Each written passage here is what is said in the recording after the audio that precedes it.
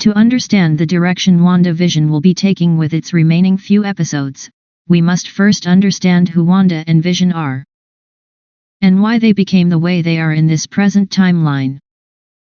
The Mind Stone is responsible for Wanda's powers, the creation of Vision and the creation of Ultron, as we saw in Age of Ultron.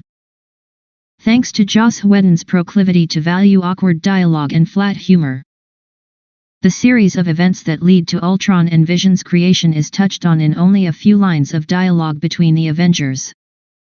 But with a lot of pausing and rewinding, you are able to surmise that Vision is an amalgamation of Tony Stark's consciousness, Bruce Banner's, the Mind Stone, and the Jarvis AI. The android body in which these components are thrust into is created by Ultron.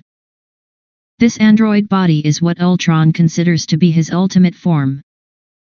However, before Ultron is able to take possession of this newly created body, Tony Stark uploads Jarvis's AI into the android. This android body is named Vision. But why was Vision any different from Ultron? The Mind Stone seems to have possessed an intrinsic code, as Tony Stark says. This code seems to be pre-programmed to preserve humanity, and by and large, the universe. But the Mind Stone's altruistic nature seems to be two sides of the same coin. This is represented by Ultron's mission to preserve the universe, but having no problem sacrificing humankind in order to do so. Vision's mission is the same, a calculated protection of the universe, but not at the expense of humankind. Vision is Ultron's antithesis, the yin to his yang. The yin-yang that is the Mind Stone. At the end of Age of Ultron we get a scene after the credits depicting Thanos retrieving the Infinity Gauntlet and saying, "Fine. I'll do it myself." Now why do we get this scene only after Ultron was defeated by the Avengers? Why did we not get this scene after Loki's failure to take over Earth in the battle for New York? In fact, in the after the credits scene we see after the Avengers, once Thanos is told of Loki's failure, he wears a knowing smile. So why does Thanos appear seemingly unfazed by Loki's failure, but sees Ultron's defeat by the Avengers to be a call to arms? There is a simple explanation. Loki was never expected to carry out the job, but Ultron was. For you see, Thanos did not send Loki out on his mission to overthrow the Earth alone. He was entrusted with the Mind Stone. Giving the Mind Stone to Loki was a failsafe that Thanos put into place. Thanos knew that if Loki failed in his mission to take over the Earth, it was inevitable the power of the Mind Stone would be tampered with and thus realized to its fullest potential, Ultron. Now you may be thinking, how did Thanos know Ultron's creation was inevitable? It is reason to believe Thanos knew the extent of the Mind Stone's power that us, the audience, has yet to fully understand. In WandaVision we learn that acting director of S.W.O.R.D., Tyler Hayward, has come into possession of Vision's body after his death by the hands of Thanos in Avengers Infinity War. Hayward has been trying to use Vision's body to create a weapon.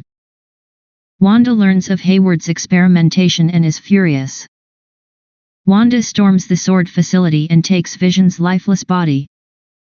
This is all the information we have received so far of the events immediately preceding WandaVision, so it is jarring to see Vision suddenly alive and well. This leads me to believe Wanda has reconstructed the Mind Stone in an effort to revive Vision.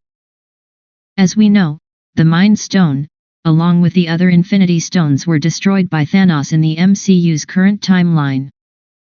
At the beginning of Avengers Endgame, Thanos explains that he used the stones to destroy the stones, reducing them to atoms. The key phrase here is reduced to atoms.